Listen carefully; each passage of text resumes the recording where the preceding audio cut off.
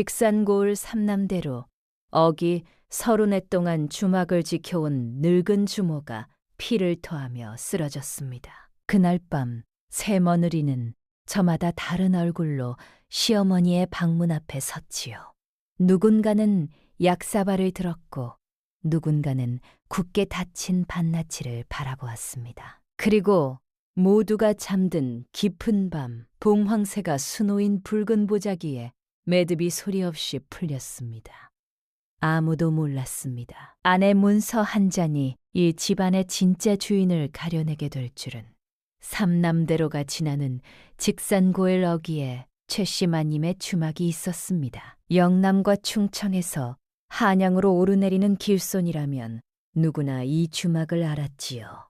12칸기와 집에 너른 마당 마구간까지 갖춘 제법 큰 주막이었습니다. 마당 한쪽에는 커다란 느티나무 한 그루가 서 있었는데 오래 묵은 그 나무 그늘 아래에서 길손들이 짐을 내려놓고 숭을 돌리곤 했지요. 최씨마님은 그 나무를 바라볼 때마다 속으로 말했습니다. 저 나무가 서 있는 한 이 집도 서 있다. 가을볕이 기울어 처마 끝에 그림자가 길게 들이오던 저녁 무렵이었습니다. 주막 대청마루에 앉아 저녁 장사 준비를 지켜보던 최씨 마님은 올해로 63이었지요. 반백의 멀리를 단정히 쪽지고 무명 치마에 남빛 저고리를 걸친 그 모습에서 30년 풍상이 배어 있었습니다. 손마디는 마디마디 굵게 붉어졌고 허리는 세월의 무게를 견디다 못해 조금 굵어 있었지요. 그러나 눈빛만은 여전히 또렷하고 날카로웠습니다. 원심넷에 남편을 잃었습니다. 홍역이 마을을 휩쓸던 해였지요. 사흘 만에 남편이 눈을 감았고 최씨 마님은 어린 아들 셋을 데리고 빈 주막에 홀로 남겨졌습니다. 친정에서는 개가를 권했으나 최씨 마님은 고개를 저었지요. 이 아이들 아비섬을 버리게 할 수는 없어. 한마디로 30년을 버텼습니다. 새벽이면 부뚜막에 불을 지피고 밤이면 취한 손님들 뒷바라지를 했습니다. 손수 장국을 끓이고 누룩을 디뎌 술을 걸렀으며 외상값 떼이고 행패 부리는 손님에게 시달리면서도 주막을 지켰지요. 중에서도 잊히지 않는 날들이 있었습니다. 남편을 잃은 이듬해 관아 포졸이 찾아와 세금이 밀렸다며 기물을 드러내겠다 했습니다. 최씨 마님은 그 자리에서 무릎을 꿇었지요. 그해 겨울이 다 가기 전에 밀린 세금을 다 갚았습니다. 그리고 3년 뒤 시숙이 찾아와 과부가 재산을 관리하는 것은 법도에 맞지 않는다며 주막과 전답을 문중에 귀속시키라 했습니다. 최씨 마님은 조용히 품속에서 문서 한 장을 꺼냈지요. 남편이 살아있을 때 관아에서 받아둔 입안이었습니다. 이 주막과 전답이 최씨 마님 본인 명의임을 증명하는 문서였지요. 시숙은 얼굴이 붉어진 채 아무 말도 못하고 돌아갔고 그 뒤로 문중에서는 아무도 찾아오지 않았습니다. 최씨 마님은 그 문서를 봉황새 그림이 그려진 붉은 보자기에 싸서 밭니시 맨 아래 칸에 고이 간직해 두었지요. 그리하여 쪽박 신세였던 주막이 12칸 기와집으로 늘었고 전답 50마지기까지 장만했습니다. 마을 사람들은 최씨 마님을 두고 여장부라 칭했지요. 사람들이 그렇게 부를 때마다 최씨 마님은 쓴웃음을 지었습니다. 여장부가 아니라 그냥 살아남은 것뿐이라고 속으로 생각하면서 30년 세월을 곁에서 지켜본 사람이 한 명이 있었습니다. 광직이 막돌이었지요. 막돌은 12살 때 이 주막에 들어왔습니다. 어린 시절 부모를 잃고 굶주리다 주막 앞에서 쓰러진 것을 최씨 마님이 거두어 준 것이었지요. 뒤로 막돌은 한 번도 이 주막을 떠난 적이 없었습니다. 최씨 마님이 포졸 앞에 무릎 꿇던 날도 시숙과 맞서던 날도 새벽에 홀로 부뚜막 앞에서 우는 날도 막돌은 그 모든 것을 옆에서 보았지요. 막돌에게 최씨마님은 주인이기 이전에 자신을 살려준 사람이었습니다. 그래서 막돌은 알고 있어도 함부로 말하지 않는 법을 오래전부터 배워두었지요. 언제 말해야 하고 언제 침묵해야 하는지를. 어머니, 저녁 장사 준비 다 됐습니다. 막내 아들 기룡이 마당을 가로질러 왔습니다. 복에 그을린 얼굴에 순박한 웃음을 띤 24 청년이었지요. 세 아들 중 유일하게 어머니 곁에서 농사 지으며 주막을 돕는 아들이었습니다. 두 형은 각자 벌이가 있다며 한양과 장터를 오갔지만 기룡은 떠난 적이 없었지요. 한 번은 최씨 마님이 물었습니다. 기룡아, 너도 나가서 장사 한번 해보지 않겠느냐? 기룡은 고개를 저었습니다. 어머니 혼자 계시면 안 되잖아요. 그 한마디에 최씨 마님은 한동안 말을 잇지 못했지요. 오늘은 손님이 많겠구나. 한양 가는 보부상패가 20명 남짓 온다 했으니 국도 넉넉히 끓여놨고 마구간도 치웠습니다. 기룡이 물러간 뒤 최씨 마님은 부엌 쪽을 바라보았습니다. 부엌에서는 막내 며느리 채연이 가마솥 앞에서 국자를 적고 있었지요. 구수한 국물 냄새가 마당까지 퍼져나왔습니다. 채연은 22 까무잡잡한 얼굴에 수수한 용모였지요. 그러나 눈빛은 맑고 고요했습니다. 눈빛을 보면 마음속이 잠잠해진다고 최씨 마님은 혼자 생각한 적이 있었지요. 3년 전 이맘때였습니다. 주막 앞 길바닥에 쓰러져 있던 처녀를 최씨 마님이 발견했지요. 굶주림에 지쳐 숨이 가빠드는 상태였습니다. 허름한 삼배 저고리가 비에 흠뻑 젖어 있었고 품속에는 약초꾸러미가 꼭 쥐어져 있었지요. 아직 의식이 남아있는지 손가락이 그 꾸러미를 놓지 않으려 버둥거리고 있었습니다. 최씨 마님은 그 손을 보았지요. 처녀의 손이었지만 손마디가 굵고 손바닥에 굳은 살이 박혀 있었습니다. 이게 무슨 꼴이냐? 어서 안으로 들여라. 따뜻한 미음을 먹이고 며칠을 지웠더니 처녀가 기력을 차렸지요. 어려서 부모를 여의고 떠돌며 빗바느질과 약초 캐기로 연명했다 했습니다. 어느 날 최씨 마님이 두통으로 누워있을 때 채연이 약초 2가지를 다려 가져왔지요. 이게 뭐냐고 물으니 채연이 수줍게 말했습니다. 아버지가 멀리 아프실 때 다려드리던 것입니다. 드시면 조금 나으실 겁니다. 최씨 마님이 마셔보니 얼마 지나지 않아 두통이 잦아들었습니다. 아버지가 의생이셨습니다. 일찍 돌아가셨지만요. 채연의 대답이 짧았지요. 말 뒤에 무언가 더 있다는 것을 최씨 마님은 알 수 있었습니다. 그러나 묻지 않았지요. 사람에게는 누구나 말하고 싶지 않은 것이 있는 법이니까요. 그 모습을 지켜보던 기룡이 어머니에게 청했습니다. 어머니, 저 처녀를 제 배필로 삼고 싶습니다. 미천한 출신인데 괜찮겠느냐. 마음씨가 곱고 부지런하면 그것으로 족합니다. 최씨 마님은 한참 채연을 바라보았습니다. 그리고 고개를 끄덕였지요. 그리하여 혼례를 올렸습니다. 성대한 잔치는 없었으나 최씨 마님은 흐뭇했지요. 새벽에 처음 부뚜막 앞에 쪼그리고 앉은 채연의 뒷모습이 어쩐지 30년 전 자신을 닮은 것 같았기 때문입니다. 해가 뉘엿뉘엿 넘어갈 무렵 안채 쪽에서 날카로운 목소리가 들려왔습니다. 어머님, 오늘 저녁 문안은 거르겠어요. 몸이 불편해서요. 큰며느리 전씨였지요. 전씨는 직산 고을에서 이름난 향반 집안 출신이었습니다. 아버지 전노원은 선대의 관직도 끊긴 지 오래였고 빚이 적잖이 쌓여 있었으나 양반의 체면만은 목숨처럼 여겼지요. 딸 전씨를 최씨 마님의 마아들 성원에게 시집 보낸 것도 주막의 재산을 보았기 때문이었습니다.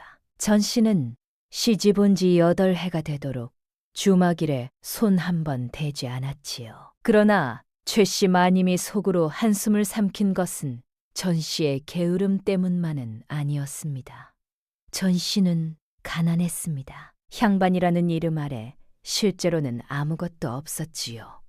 사람들에게 무시당하는 것이 무엇인지 전 씨는 누구보다 잘 알았을 터였습니다. 그런 사람이 어찌하여 남을 무시하는 일에 그토록 능숙해진 것인지 최씨 마님은 그것이 오히려 더 마음에 걸렸지요. 전 씨가 물러가자 이번에는 둘째 며느리 박 씨가 나타났습니다. 박 씨는 아산장터에서 객주일을 하던 집안 출신이었지요. 돈 계산에 밝고 멀리 회전이 빠른 여인이었습니다. 시집 올 때부터 주막의 장부를 들여다보는 버릇이 있었고 둘째 아들 성보가 객주중개인으로 번 돈의 흐름을 손금 보듯 꿰고 있었지요. 어머님, 광에 쌀이 줄었던데 쥐가 들었나 봐요. 쥐약을 놓아야겠어요. 박 씨의 눈이 잠깐 흔들리는 것을 최씨 마님은 놓치지 않았습니다. 알았다. 내가 알아서 하마. 박 씨가 돌아서자 최씨 마님은 멀어지는 뒷모습을 바라보았지요. 머느리의 눈빛이 광 쪽을 향해 잠깐 흘끗한 것이 마음에 걸렸습니다. 밤이 깊었습니다. 부부상 배가 한바탕 시끄럽게 술판을 벌이다 잠자리에 들자 주막에 고요가 찾아왔지요. 최씨 마님은 안방에서 잠을 이루지 못하고 있었습니다. 문풍지 사이로 스며드는 찬바람이 뼛속까지 시렸지요. 등잔불이 흔들렸습니다. 최씨 마님은 그 불빛을 바라보며 생각에 잠겼습니다. 큰아들 성원을 처음 혼인시키던 날이 떠올랐지요. 전 씨가 가마에서 내릴 때 수줍은 웃음을 지으며 큰절을 올렸습니다.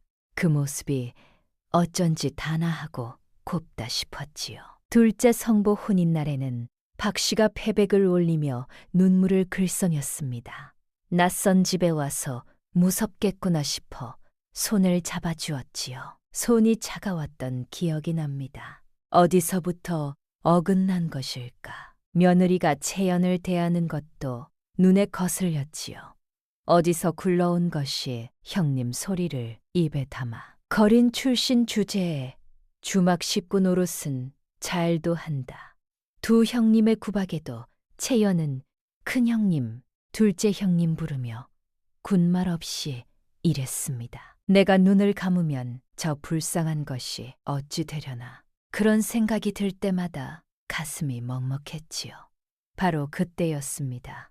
며칠 뒤 저녁 나절이었습니다. 최씨 마님이 부엌으로 가려고 행랑채 옆을 지나는데 담장 너머에서 수군거리는 소리가 들렸지. 어머님도 이제 편히 쉬실 때가 되었지. 큰며느리 전 씨의 목소리였습니다. 최씨 마님은 걸음을 멈추었지요. 발이 땅에 붙은 것처럼 움직이지 않았습니다. 주막이 우리 손에 들어오면 이 고생도 끝이겠네요. 둘째, 며느리 박 씨의 대꾸였습니다. 팔아서 한양으로 가면 그동안 못 누린 것 다 누리지요. 아주버님 몫에 우리 서방님 목 합치면 넉넉하지요. 그래야지 막내네야 본전치기도 못할 테고. 킬킬거리는 웃음소리가 담장 너머로 새어나왔습니다. 최씨 마님은 그 자리에 선체 움직일 수 없었습니다. 30년이었습니다. 새벽마다 부뚜막에 불을 지피고 취객에게 욕을 먹어가며 포졸 앞에 무릎을 꿇고 밤새 장국을 끓이며 버텨온 30년이었지요.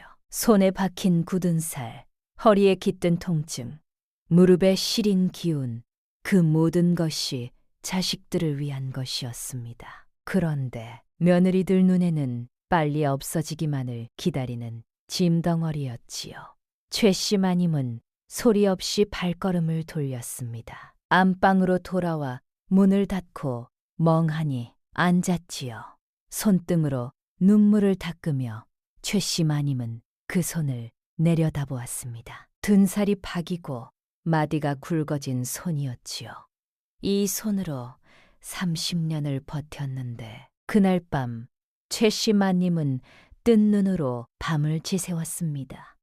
그 다음 날도 잠을 이루지 못했지요. 나는 이미 저들의 마음을 알았다. 그러나 아직 모르는 것이 있다. 아들이 어떻게 사는지, 채연이 이 살림을 끌고 갈 수 있는지 그것을 보아야 한다. 열흘째 되던 날 새벽이었습니다. 창호지 너머로 여명이 밝아오고 있었지요. 최씨 마님은 마침내 결심을 굳혔습니다. 병든 척하여 각자의 진심을 확인해 보리라. 며느리들만이 아니라 아들들도 누가 이 집의 기둥이 될 사람인지 가려내리라.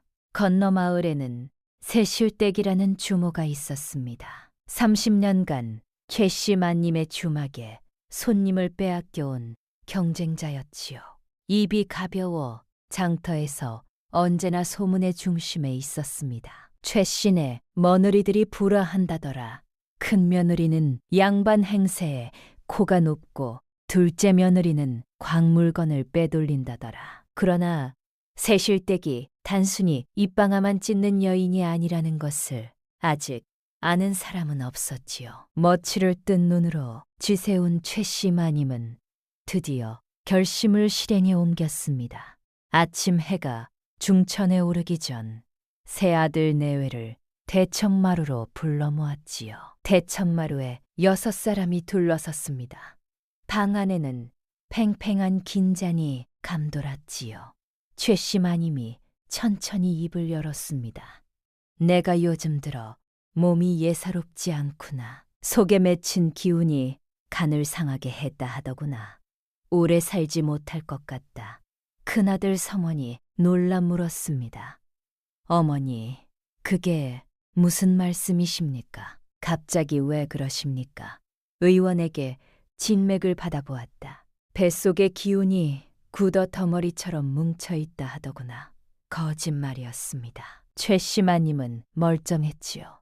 그러나 각자의 속내를 시험하려면 이 수밖에 없었습니다. 이 주막과 전답 50마지기를 누구에게 맡길지 정해야겠다. 그 말에 대청의 공기가 싸늘하게 얼어붙었습니다. 새 며느리의 눈빛이 번뜩였지요. 최씨 마님이 조건을 덧붙였습니다. 각자 일회씩 돌아가며 내 방 문안을 드리고 약을 다려라. 그 일회 동안 주막 살림도 맡아 돌보아라. 정성을 보고 결정하겠다. 가장 이 집을 지킬 수 있는 자에게 살림을 맡기리라. 큰아들 성원이 가슴을 펴며 말했습니다. 제가 장남이니 당연히 제가 맡아야지요. 어머니 걱정 마십시오. 큰며느리 전씨는 고개를 끄덕이며 속으로 계산했지요. 주막을 팔아 한양으로 가면 양반 행세를 할 수 있으리라. 친정아버지 전노원이 그토록 바라던 일이 아니던가. 둘째 아들 성보도 지지 않았습니다. 제가 장사 수완이 있으니 주막을 더 키울 수 있습니다. 맡겨만 주십시오. 둘째, 며느리 박씨는 눈을 내리깔았으나 입꼬리가 살짝 올라갔습니다. 이참에 자신이 이미 시작해둔 일을 마저 마무리할 생각이었지요. 오직 막내 기룡과 채연만 고개를 숙인 채 말이 없었습니다. 어머님, 병환이 걱정됩니다. 채연이 조용히 말했지요. 재산은 생각 없습니다. 최씨 마님은 그 모습을 지켜보았으나 내색하지 않았습니다. 첫 번째 일에는 전 씨의 차례였습니다. 전 씨는 처음 이틀은 부지런히 문안을 드렸습니다. 온 비단 보자기에 약첩을 싸들고 왔지요. 그러나 사흘째부터 달라졌습니다. 약을 다리는 일은 종년에게 맡기고 마당 한켠을 돌아다니며 이웃 안악들에게 말했지요. 제가 시어머니를 극진히 모십니다. 다들 아시지요? 그러면서 정작 병상에는 잠깐 얼굴만 비추고 돌아갔습니다. 한 번은 전 씨가 병상 앞에 앉아 최 씨 마님의 손을 잡으려 했습니다. 그런데 바로 그 순간이었지요. 마당 밖에서 전노원의 목소리가 들려왔습니다. 전 씨야, 나왔다.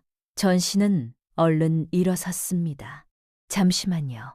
아버지 오셨나 봐요. 그러고는 방을 나갔지요. 최 씨 마님은 그 뒷모습을 바라보았습니다. 병상 옆에 단도 앉지 못하고 나간 며느리였습니다. 전노원은 요즘 부쩍 자주 드나들었지요. 전 씨에게 귀엄말로 일이 일렀습니다. 시어미 병문안은 네가 꼭 가야 한다. 그래야 살림을 물려받을 명분이 생기지.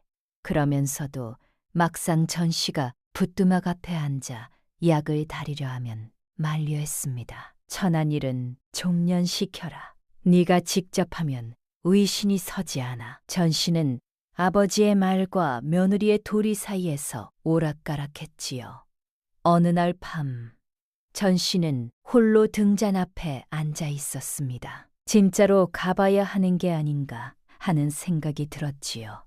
시어머니가 정말 많이 편찮으신 것은 아닐까. 내가 너무 무심했던 것은 아닐까. 그러나 그 생각이 채 있기도 전에 아버지의 목소리가 귓가에 맴돌았습니다. 지금 가면 꾀병인 줄 알면서 속아 넘어가는 꼴이야. 전 씨는 결국 자리에서 일어나지 못했습니다. 무릎 위에 올려놓은 손이 꼭 쥐어졌다 펴졌다 했지요. 두 번째 일에는 박 씨의 차례였습니다. 박 씨는 당뒤 달인 물이라며 값비싼 약재를 들이밀었지요. 그러나 박 씨에게는 다른 계획이 있었습니다. 마님, 장부 정리할 것이 있어서 오늘은 문안을 못 드리겠어요. 그러면서 박 씨는 밤마다 다른 곳에 드나들었지요. 관이었습니다. 쌀 한 말, 콩 반 말씩 빼돌려 친정에 보내는 것이었습니다. 막돌이 새벽마다 그 모습을 보았지요. 보았으나 말하지 않았습니다. 아직 때가 아니었기 때문이었습니다. 박 씨는 광뿐만이 아니었습니다. 건너마을 새실댁이 박 씨를 찾아온 것은 그 즈음이었지요. 밤이 깊어 주막이 조용해진 뒤였습니다. 새실댁이 박 씨의 손을 잡으며 낮은 목소리로 말했지요. 아주머니, 나한테 여기 누룩 만드는 방법 좀 알려줘요. 그러면 내가 도움을 드릴게요. 마님이 아프셔서 회복을 못 하신다면 장터 사람들한테, 마님이 예전부터 둘째 며느리한테 살림 맡기겠다 하셨다고 말해줄게요. 증인도 세워줄 수 있어요. 박 씨의 눈이 가늘어졌습니다. 증인은 필요 없어요. 내가 직접 증거를 만들 거니까. 그날 이후 박 씨는 주막의 장부와 최 씨 마님의 방 사이를 오가기 시작했습니다. 오래 주막 장부를 관리해온 박 씨는 문서의 형식을 알고 있었지요. 관아에서 쓰는 입안의 형식도, 사대부 집안의 위임장이 어떤 문구로 쓰이는지도 시집 오기 전부터 아버지 곁에서 눈에 익혔습니다. 최 씨 마님이 쓰는 붓과 먹도 알고 있었지요. 최 씨 마님이 반다티를 여닫는 시간도 알고 있었습니다. 부족한 것은 단 하나였습니다. 도장이었지요. 최 씨 마님의 도장은 반드시 깊숙이 보관되어 있었습니다. 박 씨는 며칠 동안 반디시의 위치와 최 씨 마님의 방을 비우는 때를 살폈습니다. 그러나 아직 손을 대지는 않았지요. 새실댁에게는 미리 기별을 넣었습니다. 장터에서 글씨를 대신 써주는 사람과 도장을 복각할 줄 아는 자를 알아봐 달라고 했지요. 새실댁은 은밀히 사람을 구해두겠다고 대답했습니다. 박 씨는 문서의 문구도 미리 적어두었습니다. 주막과 전답 50마지기의 관리를 둘째 며느리 박 씨에게 맡긴다는 내용이었지요. 다만 도장이 없으니 아직 완성할 수는 없었습니다. 막돌은 박 씨가 장부와 반다시 사이를 오가는 모습과 새실댁이 밤마다 뒷문으로 드나드는 것을 보았습니다. 그러나 그들이 무엇을 꾸미는지는 정확히 알지 못했지요. 아직 눈앞에 드러난 것은 조각뿐이었습니다. 오직 채연의 일에만이 달랐습니다. 채연은 매일 아침 저녁으로 문안을 드렸고 직접 약초를 다듬어 약을 다렸지요. 막돌과 함께 새벽 뒷산에 올라 익모초와 삽죽 뿌리를 캐왔습니다. 어머님, 진지 잡수셨습니까? 오늘은 기력에 좋다는 참기름을 넣어 죽을 쑤었습니다. 채연이 죽 그릇을 들고 왔지요. 채연은 주막 살림도 소홀히 하지 않았습니다. 두 형님이 차례를 맞는 동안 주막이 제대로 돌아가지 않았지요. 전씨의 일해 동안에는 약을 종년에게 맡기고 살림도 무심했으며 밥씨의 일해 동안에는 장부만 들여다보고 주방을 비워두었습니다. 손님들이 찾아오면 국이 늦게 나왔고 마구간도 더러웠지요. 채연의 일해가 되자 채연은 새벽부터 부뚜막 앞에 앉아 국을 끓이고 마당을 쓸었습니다. 끊겼던 단골 보부상 하나가 마당으로 들어서며 말했지요. 아, 냄새가 이전 같구나. 여기는 밥이 제대로 나오는구나. 채연이 고개를 숙이며 대꾸했습니다. 어서 오십시오. 방이 따뜻하게 되어 있습니다. 최씨 마님은 방 안에서 그 소리를 들었습니다. 병든 척을 하면서도 귀는 열려 있었지요. 채연은 내가 없어도 이 집을 지킬 수 있겠구나. 그 생각이 스쳐갔습니다. 채연이 약을 들고 방에 들어왔을 때였습니다. 최씨 마님이 창가를 바라보며 말했지요. 채연아, 너는 무섭지 않느냐? 무엇이 무서운가요? 어머님. 최씨 마님이 천천히 돌아보았습니다. 두 형님한테도 구박을 받고 사람들도 너를 함부로 대하는데 채연이 잠깐 손에 든 약사발을 내려다보았습니다. 그러다 고개를 들며 말했지요. 무서웠습니다. 처음에는요, 아버지가 돌아가신 뒤 오랫동안 무서웠습니다. 그런데 어머님이 거두어 주신 뒤로는 무서워하는 것보다 해야 할 일이 먼저 눈에 들어왔습니다. 최씨 마님은 한동안 채연을 바라보았습니다. 그리고 약사발을 받았지요. 두 형님이 곱게 볼 리 없었습니다. 어느 날 전씨가 마당 한가운데에서 채연을 불러 세웠습니다. 다른 일꾼들이 지켜보는 앞이었지요. 지 며느리라더니 회부 생세는 잘도 하네. 어머님한테 아양이나 떠는 것이지. 시어머니 꼬드겨 주막 차지하려는 속셈이 뻔히 보여. 채연은 눈을 들어 전씨를 바라보았습니다. 잠시 침묵이 흘렀지요. 그리고 채연이 조용히 말했습니다. 형님들께서 재산을 보실 때 저는 어머님의 숨을 보았습니다. 전씨는 대꾸하지 못했습니다. 채연은 고개를 숙이고 부엌으로 돌아갔지요. 그 말이 마당에 서 있던 막돌의 귓속에 박혔습니다. 막돌은 아무 표정도 짓지 않았지요.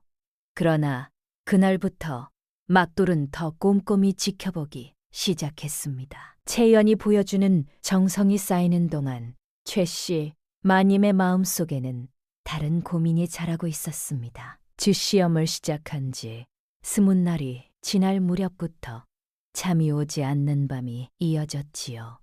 오래 누워 있어야 하는 것이 몸에 맞지 않았습니다. 억지로 죽을 떠먹는 신웅을 해야 하고 힘없는 척 목소리를 낮춰야 했지요. 그런데 어느 순간부터 억지로 힘없는 척이 아니라 진짜로 힘이 빠지는 것 같았습니다. 입맛이 없어졌고 밤이면 가슴 한쪽이 묵직하게 눌렸지요. 울화가 속에 맺혀 있는 것이 느껴졌습니다. 근심이 병이 되어 간다는 것을 최씨 마님은 몸으로 알고 있었지요. 무렵대청 너머에서 들려온 말이 최씨 마님의 가슴을 갈로 도려냈습니다. 시어머니가 정말 아픈 건지 모르겠어. 이러고 있으면 장사도 안 되잖아. 채연이 주막 차지하면 우리는 뭐가 돼? 그날 밤 최씨 마님은 가슴을 움켜쥐었습니다. 울화가 치밀어 목이 막혔지요. 오래 버텨온 몸이었지만 이 근심은 달랐습니다. 관아포졸도 칼을 든 사내도 시숙의 협박도 이겨냈는데 며느리들의 차가운 마음은 달랐지요.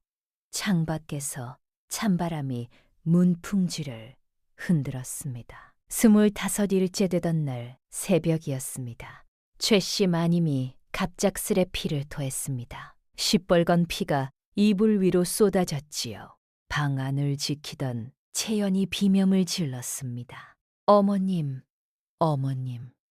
최씨 마님은 그대로 쓰러졌습니다. 의식이 아득해지고 눈앞이 캄캄해졌지요. 기룡이 마당으로 뛰쳐나가 외쳤습니다. 마을 의원을 불러야 한다. 급히 변영감을 찾아 나섰지요. 급히 마을 의원 변영감이 불려왔습니다. 변영감은 최씨 마님의 맥을 짚고 눈꺼풀을 들어 살피고 혀를 살폈습니다. 손길이 조심스러웠지요. 오래 짚고 있던 변영감의 얼굴이 서서히 사색이 되어 갔습니다. 마님, 속에 맺힌 우라가 간을 상하게 했습니다. 기운이 굳어 덩어리처럼 뭉쳐 있습니다. 최씨 마님은 희미한 정신 속에서 그 말을 들었습니다. 하늘이 무너지는 것 같았지요. 거짓으로 병을 꾸민 벌이로구나. 눈앞이 아득했습니다. 진말이 진짜가 되어 돌아온 것이었지요. 변영감이 엄중히 말했습니다. 지금부터 제때 약을 다려 드시고 마음을 편히 가지셔야 합니다. 그렇지 않으면 보름을 넘기기 어렵습니다. 채연이 변영감의 옷자락을 붙잡았습니다. 영감님, 어떻게든 살려주십시오. 제가 무엇이든 하겠습니다. 변영감이 채연을 바라보았지요. 정성껏 간호하는 수밖에 없어. 약재는 내가 처방하겠으나 밤낮으로 곁을 지켜야 하오. 그러다 변영감이 채연에게 물었습니다. 아까 마님 드린 약 냄새를 맡았어. 어디서 배웠어? 아버지가 의생이셨습니다. 채연이 말을 잠깐 멈추었지요. 그러다 천천히 이었습니다. 억울하게 돌아가셨습니다. 그래서 저는 그동안 아버지한테 배운 것을 아무에게도 말하지 않았습니다.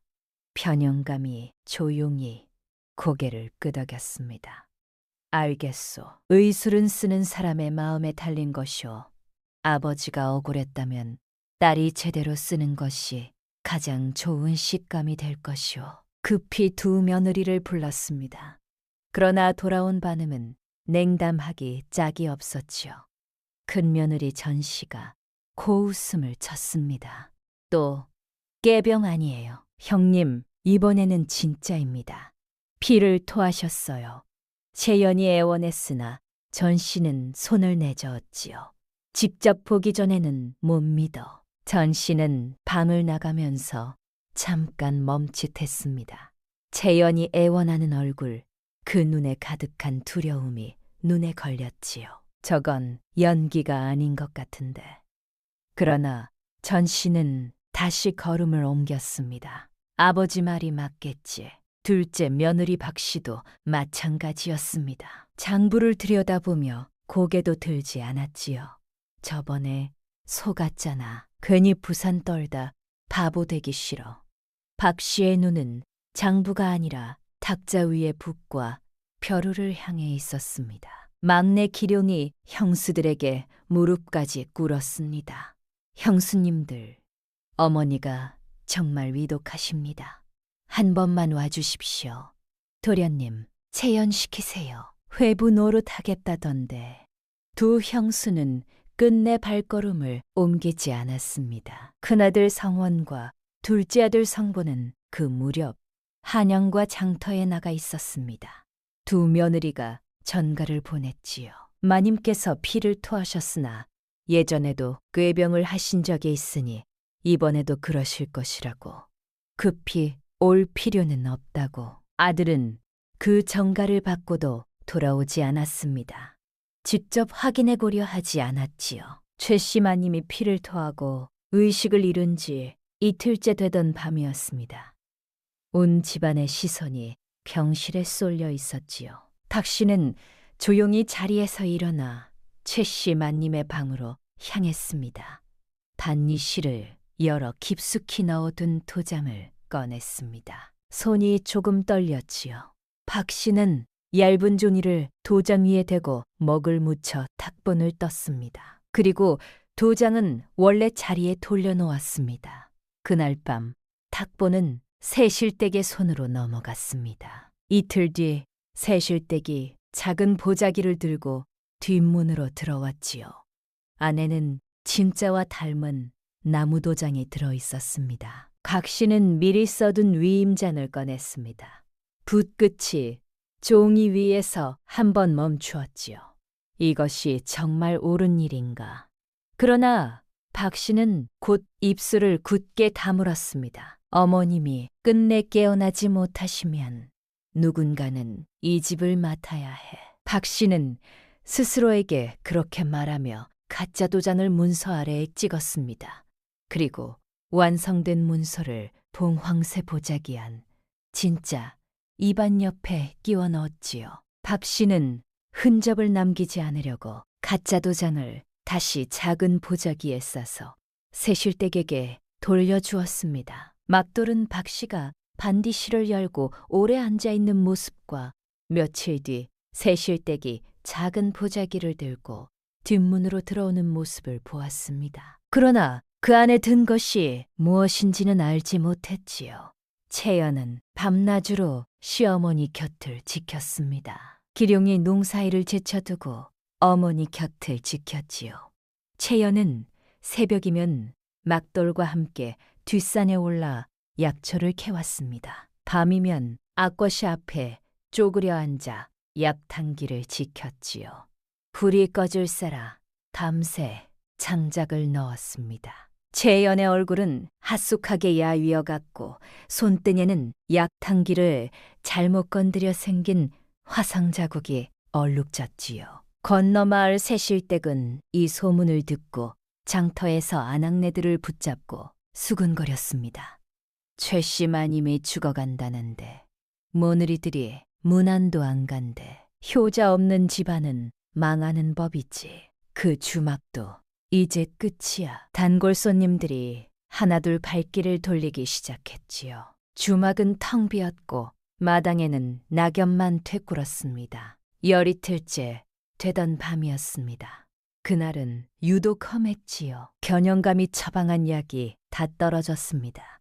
채연이 변형감을 찾아갔으나 그날 저녁 먼 마을에 급한 환자가 생겨 출타 중이었지요. 기룡이 밤길을 뚫고 이웃 마을까지 달려갔습니다. 의원을 찾아 삼사리 길을 2번 오갔지요. 그러나 그 밤에는 끝내 의원을 구하지 못했습니다. 기룡이 빈손으로 돌아왔을 때 채연은 악고시 앞에 앉아 있었습니다. 채연은 손에 헝겊주머니를 들고 있었지요. 여기저기 떠돌 때 항상 품에 지니고 다닌 것이었습니다. 아버지가 살아계실 때부터 간직해온 것이었지요. 안에는 말린 약초 몇 가지가 들어 있었습니다. 아버지가 이 약초를 가리키며 말씀하셨지요. 이 약은 열을 내리지만 기를 크게 깎는다. 몸이 많이 쇠한 사람에게 함부로 써서는 안 된다. 다만 정말 다른 길이 없을 때 맥과 기력을 살펴 양을 줄여 쓸 수는 있다. 약을 먹인 뒤에는 심한 오한이 올 수도 있다. 몸이 크게 떨리더라도 맥이 끊어지지 않고 손바닥에 땀이 맺히기 시작하면 열이 꺾이려는 징조일 수 있다. 그러나 맥이 흐려지거나 숨이 가빠지면 곧 멈추어야 한다. 내가 한번 권세 있는 집 환자에게 이 약을 썼는데 그 사람이 끝내 살지 못했다. 이미 목숨이 다한 사람이었고 내가 할 수 있는 마지막 방법이었건만 그 집에서는 내가 잘못 쓴 것이라 했다. 나는 그날 이후 의생 노릇을 할 수 없게 되었고 억울함을 풀지 못한 채 몸과 마음이 함께 병들었다. 그러니 채연아, 이 약은 반드시 그것이 정말 마지막 방법일 때만 써야 한다. 그리고 약을 썼다면 환자의 맥과 숨을 한순간도 놓쳐서는 안 된다. 채연은 그 주머니를 오래 바라보았습니다. 어머님은 이미 많이 쇠해 계셨습니다. 아버지의 말대로라면 써서는 안 되는 상태였지요. 그러나 지금 이 고열을 그냥 두면 밤을 넘기지 못할 수도 있었습니다. 기룡이 채연의 얼굴을 보았지요. 채연아, 어찌하려고. 채연은 한동안 아무 말도 하지 않았습니다. 아버지, 제가 어찌하면 되겠습니까? 대답이 없었지요. 창밖에서 바람이 한번 크게 불어왔습니다. 느티나무가 흔들리는 소리가 들렸지요. 채연은 눈을 뜨고 천천히 주머니를 열었습니다. 아버지가 가르쳐준 양의 절반만 쓰기로 했지요. 열을 내리면서도 기를 너무 깎지 않도록 손이 떨렸습니다. 약탕기에 물을 붓고 불을 지피며 채연은 소리 없이 입술을 움직였습니다. 아버지, 제발 이번 한 번만 도와주세요. 새벽이 오기 전까지 채연은 약탕기 옆을 한 발짝도 떠나지 않았습니다. 완성된 약을 한 솔씩 최씨마님의 입에 흘려넣지요. 최씨마님의 이마에 손을 얹은 채 채연은 숨을 죽이고 기다렸습니다. 그런데 한 시즌쯤 지났을까요? 최씨마님의 몸이 한번 크게 떨렸습니다. 손발이 굳어지는 것 같았지요. 채연은 흠칫 놀라 손을 놓지 않았습니다. 기룡이 달려왔지요. 채연아, 왜 이러시는 거야? 이것 봐. 채연은 급히 최씨마님의 손목을 잡아 맥을 짚었습니다. 맥은 약했으나 끊어지지 않았지요. 잠시 뒤 손바닥과 목덜미에 조금씩 땀이 맺히기 시작했습니다. 채연이 숨을 고르며 말했습니다. 기다려요. 맥이 이어지고 땀이 나고 있어요. 아버지가 말씀하셨어요. 약을 먹인 뒤 이런 오한이 올 수 있다고요. 떨림이 멈추고 땀이 나기 시작하면 열이 꺾이려는 징조일 수 있다고 했어요. 바로 그때였습니다. 안채 쪽에서 발소리가 들렸습니다. 전씨였습니다. 뒤따라 박씨도 나왔지요. 며느리는 최씨 마님이 떨고 있는 것을 보았습니다. 전씨의 얼굴이 굳어졌습니다. 저것 봐요. 채연이 약을 잘못 쓴 것 아냐. 박씨가 목소리를 높였지요. 어머님, 저게 뭘 먹인 거야? 어머님을 죽이려는 거야. 채연은 아무 말도 하지 않았습니다. 손을 놓지 않고 최씨 마님의 이마를 식히며 밤을 지새웠지요. 기룡이 두 형수 사이에 서서 말했습니다. 형수님들, 제발 기다려 주십시오. 채연이 하는 것을 믿어 주십시오.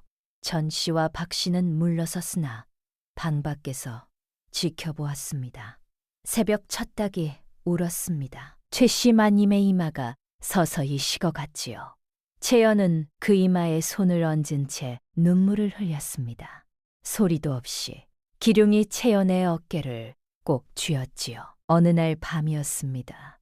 최씨 마님이 희미하게 눈을 떴습니다. 흐릿한 시야에 채연의 야윈 얼굴이 보였지요.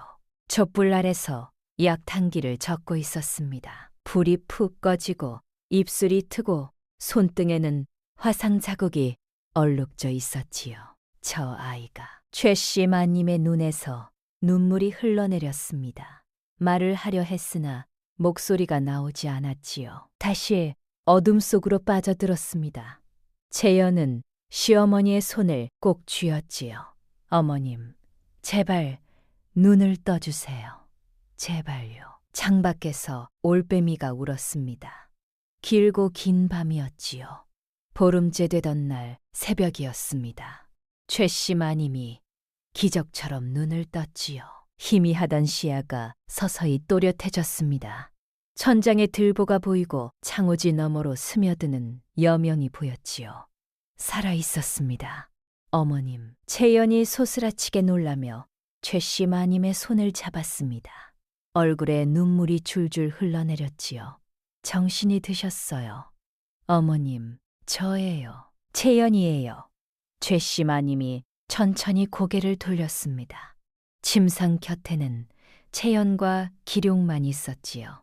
기룡도 얼굴이 까맣게 탔고 수염이 덥수룩했습니다. 맞다, 채연아. 최씨 마님의 목소리가 갈라졌습니다. 기룡아, 고맙다. 변영감이 달려와 진맥을 했습니다. 늙은 의원의 얼굴에 안도의 빛이 떠올랐지요. 맥이 돌아오고 있습니다. 그러더니 변영감이 눈썹을 치켜 올렸습니다. 열이틀 밤에 약이 끊겼을 터인데 어찌 이 고비를 넘기셨소? 채연이 말했습니다. 아버지께서 주신 약초를 썼습니다. 절반량으로 다렸습니다. 변영감이 채연에게 말했지요. 약탕기를 가져오시오. 변영감은 탕기 바닥에 남은 약찌꺼기를 손가락으로 집어냄새를 맡고 혀로 살짝 건드려 보았습니다. 오래 짚고 있다가 고개를 끄덕였지요. 잘했소. 함부로 쓸 수 없는 약을 맥과 기력을 살펴 꼭 필요한 만큼만 썼구나. 사람의 상태를 읽을 줄 아는 판단이었어. 네 아버지의 눈을 제대로 이어받았구나. 채연의 눈에 눈물이 차올랐습니다. 처음으로 누군가가 아버지의 이름으로 자신을 인정해주는 말이었지요. 며칠 뒤 최씨 마님이 기력을 차리기 시작했습니다. 그런데 바로 그때였습니다. 막돌이 조심스러운 얼굴로 최씨 마님을 찾아왔지요. 마님, 드릴 말씀이 있사옵니다. 말해보거라. 막돌이 침을 삼키고 말을 이었습니다. 그간 두 마님은 한 번도 병상에 오지 않으셨습니다. 성원도련님과 성부도련님께는 마님께서 피를 토하셨으나 전에도 꾀병을 하신 적이 있으니 급히 돌아올 필요가 없다는 전가를 두 마님이 보내셨사옵니다. 최씨 마님의 눈이 가늘어졌습니다. 막돌이 말을 이었지요. 그뿐 아니옵니다. 마님 소인이 드리는 말씀은 목숨을 걸고 드리는 말씀이옵니다. 둘째 마님이 세실댁과 밤마다 은밀히 만나셨사옵니다. 마님께서 쓰러지신 뒤에는 둘째 마님이 반나티를 열고 오래 앉아 계시는 것도 보았고 며칠 뒤 세실댁이 작은 보자기를 들고 뒷문으로 들어오는 것도 보았사옵니다. 뒤 둘째 마님이 무언가를 봉황새 보자기 안에 넣으셨사옵니다. 방안이 고요해졌습니다. 최씨 마님은 한동안 눈을 감고 있었지요. 소인이 왜 이제야 말씀드리는지 의아하실 것입니다. 막돌이 말을 이었습니다. 소인은 본 것이 모두 조각이었사옵니다. 세실댁이 뒷문으로 드나드는 것을 보았으나 그것이 도장을 건네는 자리인 줄은 몰랐습니다. 둘째 마님이 반나시 앞에 앉아 있는 것을 보았으나 안에 무엇이 있는지는 볼 수 없었지요. 무언가를 쓰는 것을 보았으나 내용을 읽는 것은 소인의 도리가 아니었습니다. 종이 주인 것을 함부로 뒤진다면 그것이 또 다른 죄가 되지요. 그래서 마님께서 직접 반다티를 여실 수 있는 때를 기다렸사옵니다. 그것이 맞는 때라 여겼습니다. 막돌아, 예, 마님, 고맙다. 막돌은 그 한마디에 눈을 붉혔지요. 최씨 마님은 반드시 앞으로 걸어갔습니다. 뚜껑을 열었지요. 봉황새 보자기가 그 자리에 있었습니다. 그러나 매듭이 달랐습니다. 오른쪽으로 2번 감아 묶어두었던 것인데 매듭이 왼쪽으로 감겨 있었지요. 누군가 풀었다가 다시 묶은 것이었습니다. 고자기를 펼쳐 문서를 꺼냈습니다. 입안은 그대로였지요. 그러나 그 옆에 다른 종이 한 장이 끼워져 있었습니다. 주막과 전답 50마지기의 관리를 둘째 며느리 박 씨에게 일임한다는 내용이었지요. 아래에는 최씨 마님의 도장이 찍혀 있었습니다. 손이 떨렸습니다. 자신이 만든 적 없는 문서였으니까요. 최씨 마님은 그 문서를 오래 바라보았습니다. 손이 떨렸지요. 그러나 꺼내지 않았습니다. 다시 봉황새 보자기 안에 넣고 매듭을 원래대로 묶었습니다. 오른쪽으로 2번, 박 씨가 풀기 전과 똑같이. 이것은 박 씨가 직접 꺼내야 한다. 그래야 모두의 앞에서 진짜 증거가 된다. 최 씨마님은 그 생각을 다졌지요. 그러고는 천천히 일어섰습니다. 마을이장을 불러라. 변영감도 불러라. 성원이와 성보에게 빨리 돌아오라고 전하거라. 오늘 모두 여기 모여야 한다. 소식이 퍼졌습니다. 최 씨 마님이 기력을 차렸다는 말도 퍼졌고 주막에서 큰일이 있다는 말도 퍼졌지요. 장터 사람들이 술렁였습니다. 새실댁도 그 소식을 들었습니다. 새실댁은 박 씨에게 급히 기별을 넣었지요. 마님이 깨어나셨대요. 어쩌면 좋아요. 박 씨의 얼굴이 굳어졌습니다. 괜찮아요. 내가 먼저 문서를 내밀면 돼요. 그날 오후 주막 대청마루에 사람들이 모였습니다. 마을 이장과 변영감 돌아온 2 아들, 성원과 성보, 새며느리와 기룡, 막돌, 그리고 장터 이웃 몇몇이 마당에 서 있었지요. 박 씨는 앞으로 나서며 말했습니다. 이장 어른, 드릴 말씀이 있습니다. 마님께서 위독하시기 전에 저에게 이 주막 살림을 맡기겠다 말씀하셨습니다. 그 증거가 저 반다시 안에 있습니다. 박 씨가 최 씨마님의 반다시로 다가가 봉황새 보자기를 꺼냈지요. 매듭을 풀고 안에서 문서 한 장을 들어 올렸습니다. 바로 그때였습니다. 대청문이 열렸습니다. 채연이 최 씨마님의 팔을 부축하고 있었지요. 최 씨마님이 천천히 걸어 나왔습니다. 여전히 얼굴이 창백했고 걸음이 가늘었지만 눈빛은 또렷습니다. 마당에 선 모든 사람이 굳어졌지요. 박 씨의 손에 든 문서가 미세하게 떨렸습니다. 최 씨마님이 조용히 말했습니다. 내 몸이 이렇게 살아있구나. 박 씨를 바라보았지요. 그 문서를 보고 싶구나. 마당이 조용해졌습니다. 박 씨는 잠시 망설이다 들고 있던 문서를 이장에게 건넸습니다. 최 씨마님이 다시 말했지요. 이장 어른, 봉황새 보자기 안에 남아있는 문서도 꺼내주십시오. 30년 전 관아에서 받은 진짜 이반입니다. 이장은 보자기 안에 남아있던 이반을 꺼냈습니다. 그리고 박 씨가 들고 나온 위임장과 나란히 펼쳐놓았지요. 하나는 30년 전 관아에서 발급된 오래된 이반이었고 다른 하나는 최근에 작성된 위임장이었습니다. 최 씨 마님이 말했습니다. 저 위임장은 제가 만든 적도 도장을 찍은 적도 없습니다. 이장이 2 문서를 번갈아 살폈습니다. 변영감도 들여다보았지요. 이장이 고개를 들었습니다. 도장의 먹색이 이반의 것과 다르오. 이반의 것은 오래된 먹이고 이 문서의 것은 최근의 먹이오. 박 씨가 입을 열었습니다. 그건 마님이 새로 찍으신 것이에요.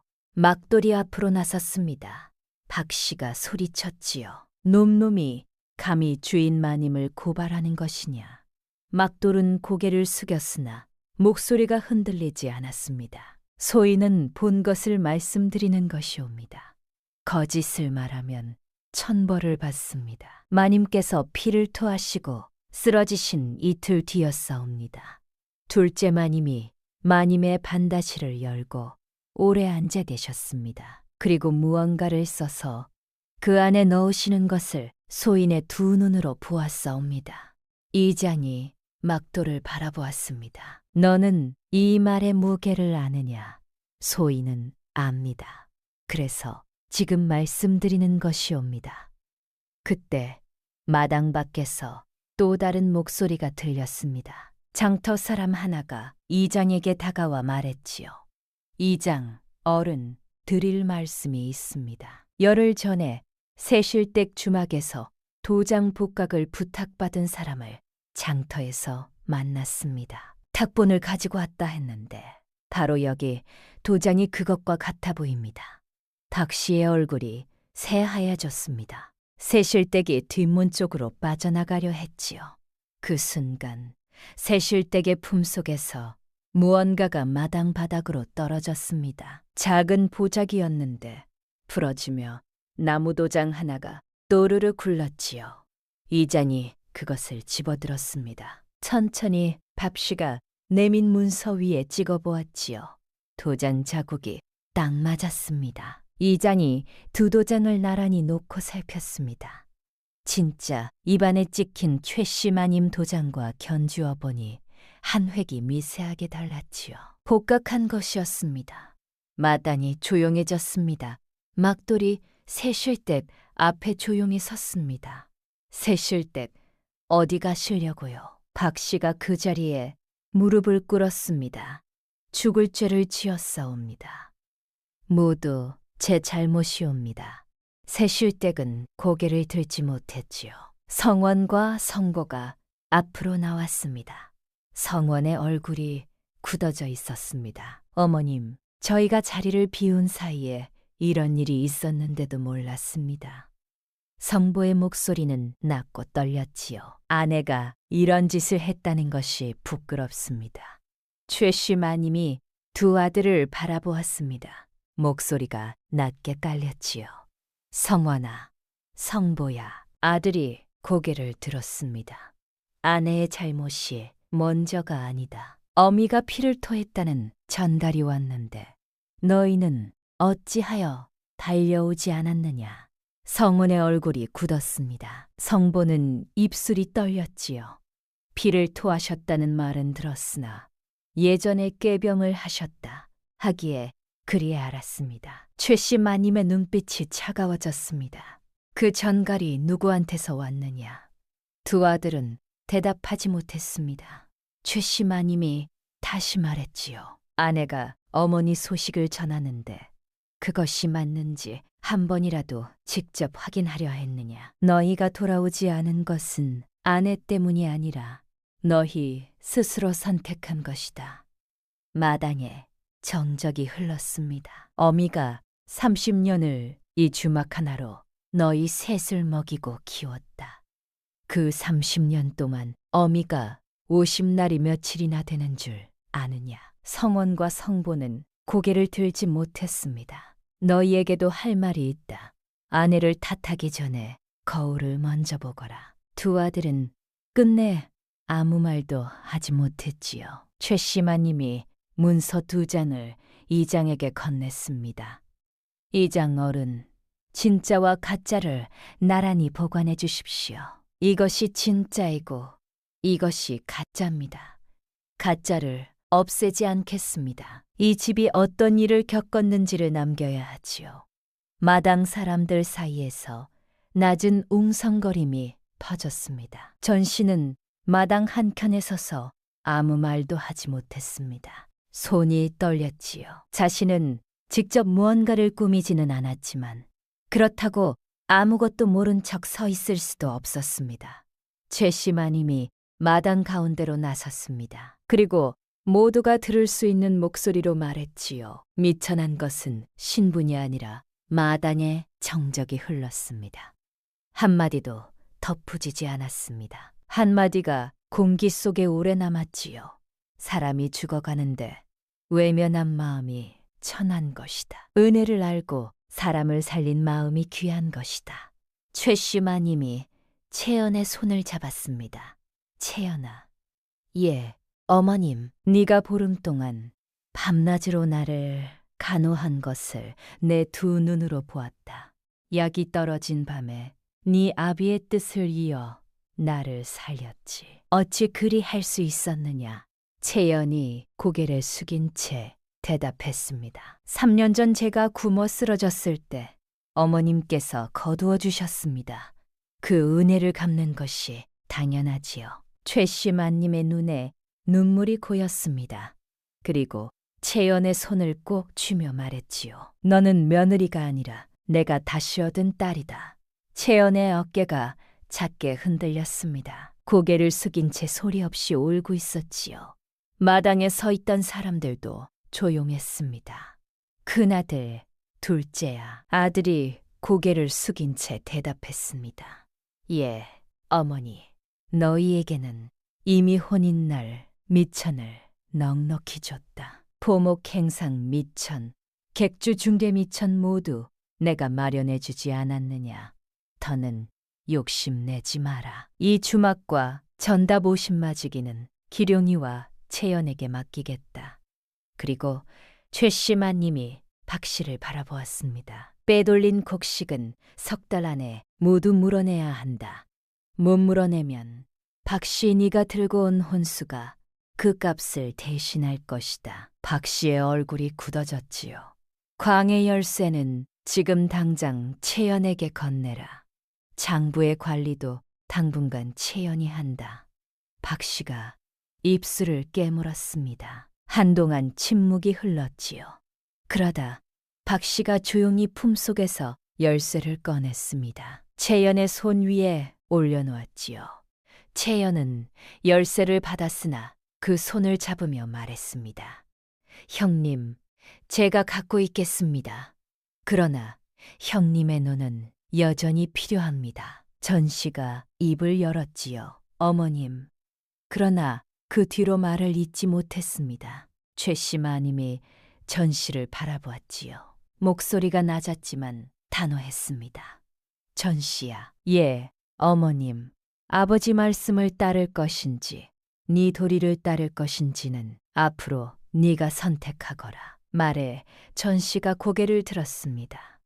오래 아버지의 그늘 아래에 있었지요. 처음으로 아버지가 아닌 자신에게 향한 질문이었습니다. 새실댁은 이장에게 이끌려 마당 밖으로 나갔습니다. 이장이 말했지요. 이 일은 관아에 고해야 할 것이오. 가짜 인장을 만들어 문서를 위조한 것은 그냥 넘길 수 없어. 새실댁은 고개를 들지 못한 채 끌려 나갔습니다. 막돌에게 최씨 마님이 말했습니다. 막돌아, 예, 마님. 네가 오늘 한 일을 잊지 않겠다. 막돌이 눈을 붉히며 고개를 숙였습니다. 며칠 뒤 친정아버지 전노원이 최씨 마님의 주막을 찾아왔습니다. 딸이 살림을 물려받지 못했다는 소식을 듣고 따지러 온 것이었지요. 이게 무슨 처사요? 향반 가문에 이게 무슨 망신이오? 그러나 최씨 마님은 대청마루에서 꿈쩍도 하지 않았습니다. 생원 딸을 시켜 며느리 노릇을 하게 하면서 정작 직접 약을 다리는 일은 종년시키라 하셨소. 그것이 향반 가문의 법도요. 내가 피를 토하고 쓰러져 보름을 생사를 오갔는데 따님은 오지 않았어. 그리고 그 사이에 무슨 일이 있었는지는 이장 어른도 아시오. 전노원의 얼굴이 굳어졌습니다. 전노원은 아무 말도 하지 못하고 돌아섰습니다. 그런데 그날 저녁 뜻밖의 일이 일어났습니다. 전 씨가 친정으로 걸어갔습니다. 아버지를 만났지요. 아버지, 저 드릴 말씀이 있어요. 전노원이 딸의 얼굴을 보았습니다. 전 씨가 말을 이었지요. 제가 잘못했습니다. 시어머니가 위독하실 때 가지 않은 것은 아버지의 말씀 때문이었습니다. 그러나 그 선택을 한 것은 저였습니다. 아버지를 탓하는 것이 아닙니다. 다만 앞으로는 제가 스스로 판단하겠습니다. 전노원은 한동안 딸을 바라보았습니다. 그리고 아무 말도 하지 않았지요. 그날 밤 전 씨는 친정에서 돌아온 뒤 대청에 홀로 앉아 있는 성원 앞으로 걸어갔습니다. 서방님, 드릴 말씀이 있어요. 성원이 아내를 바라보았습니다. 전 씨가 천천히 말을 이었지요. 어머님께서 피를 토하셨다는 전갈은 제가 보냈습니다. 그러나 예전에도 꾀병을 하신 적이 있으니 급히 돌아오지 않아도 된다는 말도 제가 덧붙였습니다. 말을 믿고 서방님이 돌아오지 않으신 것이지요. 성원의 얼굴이 굳었습니다. 전 씨가 고개를 숙였지요. 제가 잘못했습니다.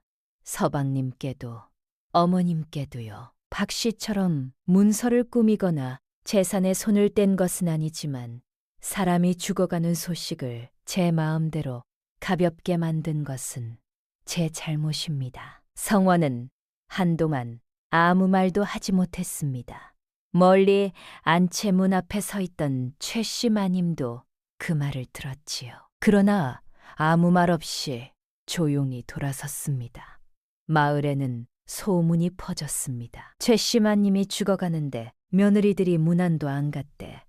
그것도 모자라 가짜 문서까지 만들었다더라. 전노와는 마을에서 손가락질을 받게 되었습니다. 향반이라 유스대더니 딸을 그렇게 가르쳤구먼. 향반의 법도가 그 모양이야. 전노원은 그 뒤로 장터에 얼굴을 내밀기 어려워졌지요.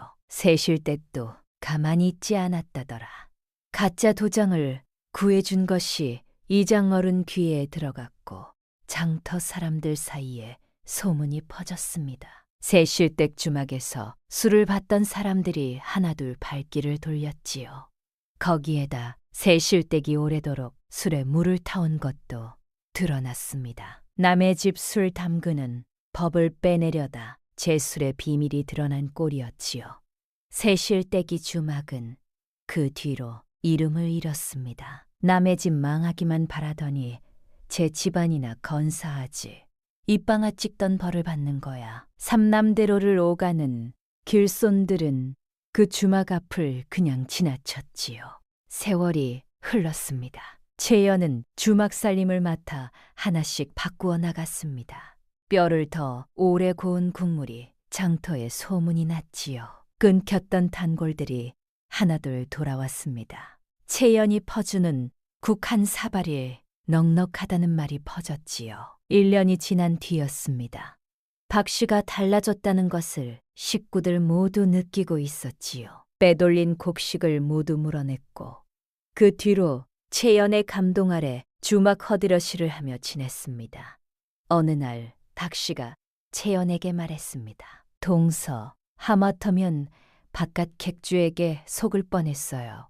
장부를 살피다가 이상한 점을 발견했어요. 채연이 고개를 들었지요. 바깥 객주 하나가 거래 수량을 두 군데서 다르게 적고 있어요. 제가 직접 가서 확인했습니다. 채연이 미소를 지었습니다. 형님이 아니었으면 몰랐을 거예요. 박 씨는 그 말에 한동안 아무 말도 못했지요. 자신의 예리한 눈이 처음으로 누군가를 지켰습니다. 뒤로 채연은 박 씨에게 장부를 다시 맡겼습니다. 전 씨도 조금씩 바뀌었습니다. 처음에는 어색하게 부뚜막 근처를 기웃거리다가 어느 날은 직접 나무를 묻혀왔지요. 솜씨가 없어 채연이 뒤에서 소금을 더 넣어주었으나 최씨 마님은 모른 척하고 맛있다 했습니다. 그러던 어느 가을날 최씨 마님이 작은 병이 들어 이틀을 알아놓았습니다. 채연이 옆에서 간호하고 있었지요. 그런데 새벽 엿새 약탕기 앞에 채연이 아닌 전 씨가 앉아 있었습니다. 팔꿈치로 눈물을 닦으며 불 조절을 하고 있었지요. 채연이 조용히 다가가 앉았습니다. 전 씨가 말했지요. 나 혼자 할 수 있어요. 채연이 고개를 끄덕였습니다. 알아요, 형님. 그냥 같이 있고 싶어서요. 두 사람은 나란히 앉아 동이 틀 때까지 약탕기를 지켰습니다. 어느 날 대청마루에 새 며느리와 최씨 마님이 함께 앉았습니다. 명절을 앞두고 음식을 의논하던 자리였지요. 그때 최씨 마님이 천천히 일어섰습니다. 그리고 마당으로 걸어나가 느티나무 아래에 섰지요. 새 며느리가 따라 나왔습니다. 기룡도 나왔습니다. 막돌도 저 멀찍이서 바라보았지요. 최씨 마님이 품속에서 열쇠 꾸러미를 꺼냈습니다. 광열쇠와 안채 열쇠였지요. 두 손으로 채연에게 건네며 말했습니다. 닦거라, 채연아. 이 주막은 이제 내 것이다. 채연이 두 손으로 열쇠를 받았습니다. 손이 떨렸지요. 최씨 마님이 채연의 손 위에 자신의 손을 얹었습니다. 나무가 아직 서 있다. 이 집도 아직 서 있다.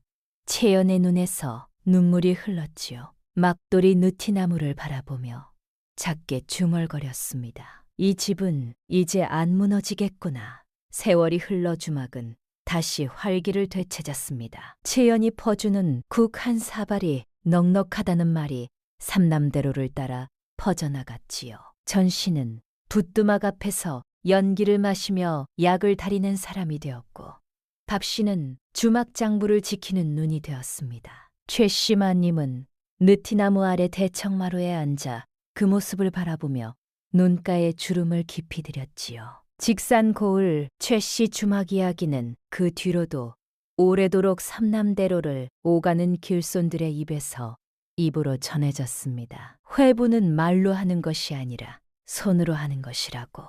그리고 견세도 없고 이름도 없는 자라도 옳은 것을 옳다 말할 수 있으면 그것이 귀한 것이라고.